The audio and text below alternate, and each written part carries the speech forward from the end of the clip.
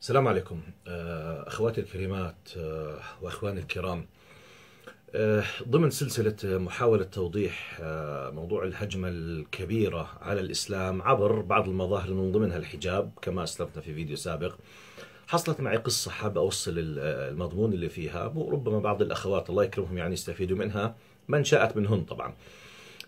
كنت بكمل رسالة الدكتوراه بين ال97 و 2003 في بريطانيا في مدينة برمنغهام. ماشي كنت بالسيارة فإذ بي أستمع لحوار على البي بي سي الراديو وأنا بسوق السيارة بين وحدة كانت مشهورة جدا في ذلك الوقت في بريطانيا، لكن ما بميز شكلها ولا بنعرفها، ما كان لا في يوتيوب ولا في فيسبوك ولا القصص هاي كلها. هذا الكلام 97 98 أو بعديه بشوي. المهم أخت اسمها سارة كانت محامية شهيرة في بريطانيا، وكانت معروفة إعلاميا، قوية ثرية، معروفة إعلاميا ومحامية طبعا بالمعايير الغربية طبعا. وكان في معلومة هون مهمة، سارة كانت وايت أنجلو ساكسون بريتش، يعني بيضاء من الجنس الأنجلو ساكسوني وبريطانية. وطبعا له دور. واحد بيقول لي طب ليش ذكرت هاي المعلومة؟ طبعا في ناس كثير بيفكروا الغرب كثير كلهم ما في عندهم عنصرية، لا، في بعض البريطانيين عندهم عنصرية مقيتة، مستعدين يعني يؤذوا بعض الناس، لكن مش مشتهر عنهم إعلاميا هذا الحكي. فبالتالي كثير بتفرق عندهم. لو اجى واحد، احنا بشكل عام الجايين من الشرق الاوسط واسيا بشكل عام بسمونا تقريبا واحده من تسميات الكلرد بيبل، الملونين احنا. المهم فلما تكون من اصل بيضاء بريطانيه وثريه ومحاميه، المحامي عندهم وضعه احسن من بعض رؤساء الوزراء في بلادنا. المهم فهذه اسلمت، فكانوا يعني عملت ضجة في بريطانيا، زلزال في بريطانيا، وحدة بهالمواصفات هاي، إعلامية ومحامية وثرية وبيضاء وأنجلو ساكسونية، بالنسبة لهم زلزال. فعم بيقابلوها، كانوا على البي بي سي، سمعت عنها كثير بس عمري ما قابلتها. فبتفاجئ بهالمقابلة، شدتني بسألها. طبعا خبركم كيف بعض المذيعين البريطانيين يعني موضوع اللي من تحت لتحت هاي لا تسل.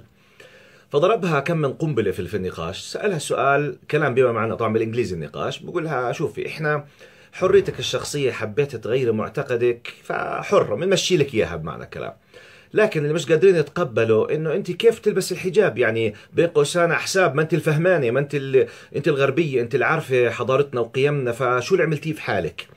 فكان اخر سؤال بعد ما اعطاها هذه المضامين عم بعطيكم، بيقول لها can you tell us why did you decide to wear the hijab؟ هيك كانت لهجته هو.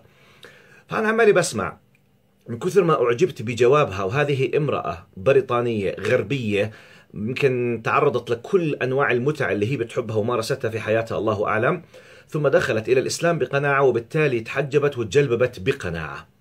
فتخيل ايش كان جوابها. بدي اعطيكم جوابها بالانجليزي، بعطيه ترجمته. انا من كثر ما اعجبت بجوابها نسيت اني عم بسوق السياره، كدت اني يعني بقول اخش في الدوار، يعني اعمل حادث. احنا متعودين دائما احنا نحكي فلسفه نظريه، بس لما تسمعها من امراه، وامراه غربيه وداخله وقويه وعندها كل هالسلطه هاي، تدخل بقناعه لانها جاءت من انثى معتقده ومقتنعه، هزتني بجوابها. قالت، كان جوابها باللغه الانجليزيه، بتقول له I decided to wear the hijab to let everyone in the street know that I am not a sexual object. I want everyone in the street, when he deals with me or speaks with me, I want him to deal with me according to my personality, my character, not according to my body. معنى كلامها خلاصته، بتقول له أنا قررت ألبس الحجاب مشان بدي كل واحد في الشارع لا يتعامل معي على أنني غرض جنسي، وإنما أريده أن ينظر إلى شخصيتي وإلى إنسانيتي، وأن يعاملني أو أن يقومني بناء على شخصيتي ومن أنا وإنسانيتي، لا بناء على جسمي. انتبهوا، مستوعبة جاية من لب رحم الحضارة الغربية اللي بيكذبوا علي وعليك فيها إنها أبصر الحريات، حضارة قائمة على الشهوات، حضارة قائمة كل 100 آخر الإحصائيات تقريبا كل 107 ثواني تغتصب امرأة في أمريكا.